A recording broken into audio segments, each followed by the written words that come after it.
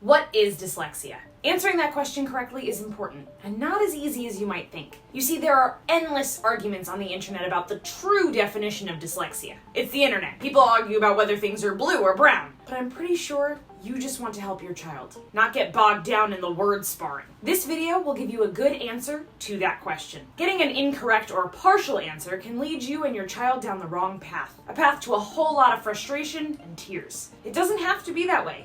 All you need to avoid that fate is a few simple understandings, which we are going to cover right now. But why so much arguing on the subject? Let's dive into that for just a moment.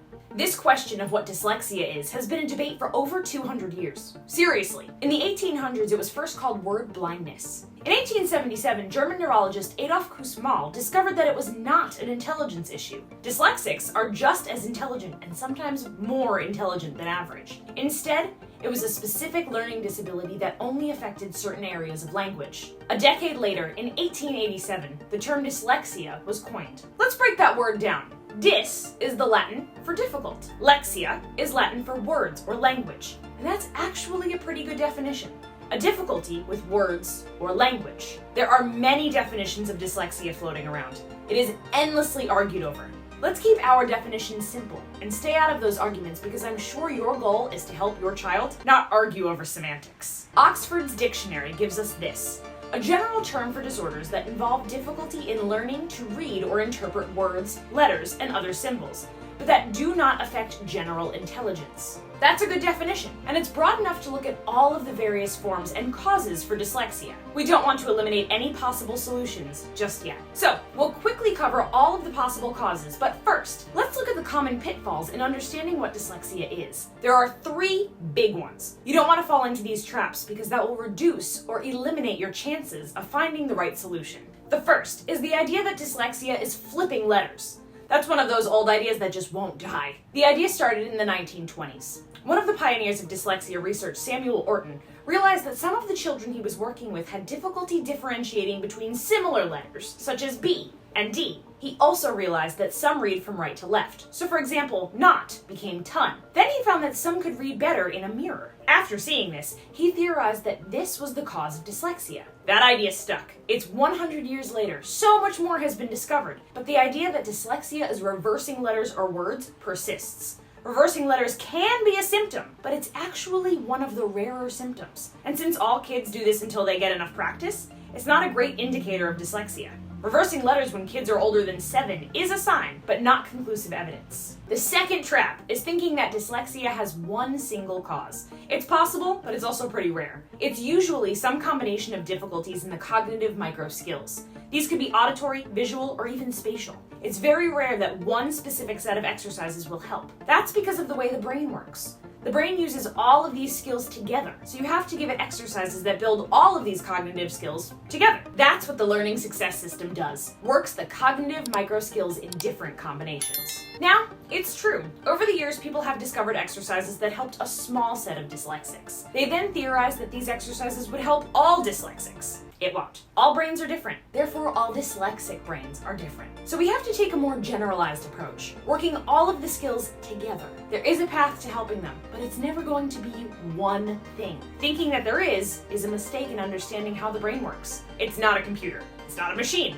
It's a human brain. An amazing human brain. And that brain's biggest skill is interpreting all of the sensory information coming at it and organizing it. So it makes no sense to try to give it only one piece and expect it to use that to build skills. The third pitfall is thinking that brains don't change. That's another old idea that just won't die. Believing that you are stuck with the brain that you have is really damaging. It eliminates hope. And when it comes to brains, there's plenty of reasons to be hopeful. Given the right stimulus, they change constantly, growing and developing over an entire lifetime. But without the right challenges, they get lazy. No challenge, no brain growth. And if someone believed they couldn't change, why would they challenge themselves to even try? Those are the biggest pitfalls. Holding on to old ideas, thinking it's one single cause, thinking that brains don't change. Now, let's dig down into what the actual causes of a difficulty with words could be, and possible solutions. As we go through these, keep in mind that most dyslexics have 2 or more causes for their difficulties. These underlying causes will also express differently in different people. All brains are different, so any given symptom does not necessarily map to the same cause. And truthfully, sometimes you never find the exact cause. You just work on all of the solutions together, and the brain figures it out. That being said, let's look at each possible cause individually. The first is phonetic issues. This is not a hearing problem, although it's been theorized that it may be caused by hearing issues early in life. This is a processing issue. Your child may have difficulty discriminating between similar sounds. They may have challenges breaking down words or manipulating sounds, as well as other phonetic skills. This is sometimes called phonological dyslexia. It's very related to auditory processing disorder. The large majority of dyslexics do have some sort of phonetic processing issue. It's estimated to be about 80%, just not all. But even those that are classified as a phonological dyslexic or having auditory processing disorder are very different from one another. As an example, it's widely believed that those with phonological dyslexia have extreme difficulty learning a new language. While that may be true for many, or even most, many report that learning a new language was the thing that helped them overcome their dyslexia. For some, learning a new language is extremely difficult, and for others, it was their saving grace. All brains are different, right? Another cause can be visual issues. This can be visual processing issues such as difficulties in visual discrimination,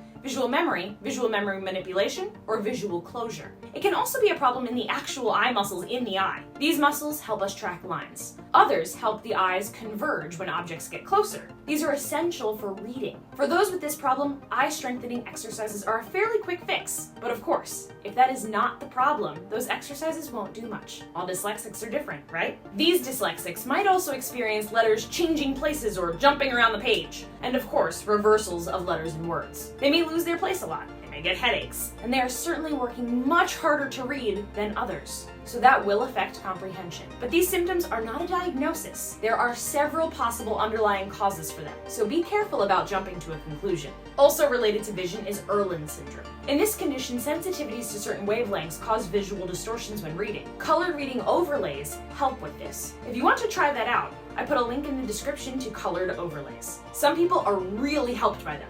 Others, not at all. Many dyslexics will also have difficulty with spatial awareness and directionality. It's not uncommon for dyslexics to experience benefits by developing better proprioception. There is a link between our spatial skills, our sensory skills, and our cognitive skills. Developing proprioceptive skills and sensory skills is sometimes the shortcut to improving cognitive skills. These dyslexics are often mixed dominant and sometimes have trouble with fine motor skills. Links to more info on each of these are in the description. I think you're getting the point, right? There are several possible causes of reading difficulties. Usually 2 or more of these causes come together. That's why it's important to get a general idea of where the problem is coming from, but also to treat all of the possibilities together. If you do that, a better understanding will take shape, and with that, a solution. Remember, the brain is not a computer. It's not a machine. You can't just fix or replace one part and expect it to be up and running. It does not work that way. Sure, we've all heard things like the left side of the brain is logical and the right side is creative, and that certain parts of the brain do certain things, or that we can rewire the brain. None of that is actually true. These are all just basic models that help us understand how the brain works by associating the ideas with things that are easy to understand. They're sort of true at a very basic level, just not absolutely true. There are no wires. Some people's hemispheres are reversed, and areas of the brain can interact in many functions. They can even switch functions when conditions change. For example, the visual brain centers in blind people are usually remapped to the other senses. This is why they can be more attuned to sound and touch. For some, this neuroplasticity even results in echolocation skills, meaning they can navigate using sonar, like a bat does. The brain is amazing. It can change itself to suit the needs of the individual. The brain is far more magical than a machine. We shouldn't treat it like one. We should treat it like the wondrous thing that it is. The brain uses all of the cognitive skills together to complete a task, such as reading. It's combining different forms of memory. It's combining different senses. It's using them all in ways that we can't even perceive. It's combining auditory processes with visual memory. It's using spatial memory and even sensory memory, all working seamlessly together. Different people will do this in different ways, some being stronger in auditory, others in visual, and even others in spatial or kinesthetic. Each person finds a little different path. The brain finds new ways of using these cognitive skills together. This brings me back to why defining dyslexia as one specific problem can be disastrous. When we try to work on only one cognitive skill in isolation, that creates a problem. It creates an isolated skill. What we want is a generalized skill. We want the brain to pull that skill out and use it for different things. If you only work at one skill, the brain develops that skill, but it develops only for that specific task. It's like if you practice crossword puzzles constantly, you might get better at crossword puzzles, but you won't get smarter. The brain says, aha! You want me to get better at crossword puzzles? No problem. And so it does. It doesn't improve memory or other cognitive skills by practicing crossword puzzles or any other single exercise. Instead, you have to challenge it with multiple cognitive challenges simultaneously. The brain has to work harder to do this, but that's a good thing. When we challenge our brain, it grows. Let's talk about what dyslexia is not. It's not a life sentence. Your child does not have to live with all of the problems of dyslexia. Will their brain always be different? Of course, but all brains are different. All have skills that need more development, and all have gifts as well. It's important to do both, to find the weaknesses and do what we can do to improve upon them, while at the same time embracing the gifts. Brains change and grow. Did you know that the first experiment that proved this was in 1793? Somehow it wasn't until the 1990s that science switched its opinion on this and finally acknowledged that neurogenesis was possible at all ages. Even in science, old ideas die hard. For 200 years, people believed that brains did not change or grow. And that nonsense is still being promoted today. Don't listen to it. Here's the scary thing about telling someone they have to live with a specific learning challenge. Did you know that there was an experiment done on children in which teachers were given a list of which children in the class were gifted learners and which were not? At the end of the school year, evaluations were done, and it's probably a no-brainer to tell you that the gifted children excelled and the other children did poorly. Except there's one problem. The list was faked.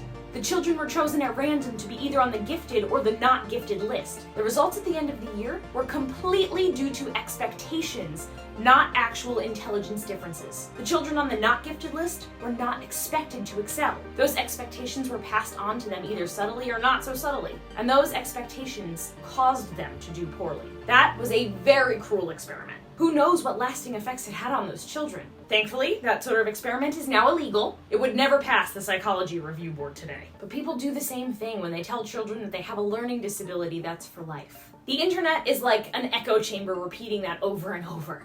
It says a child will always need accommodations. And if they believe that, it will be true. Protect your child from this echo chamber. Don't let them be like the children in that study. We can and should continually develop our minds, whether we have a learning disability or not. It makes us happier, healthier, and more productive. And when we're old, it saves us from dementia simply because we have built up enough extra neurons over our lifetime that we have plenty to spare.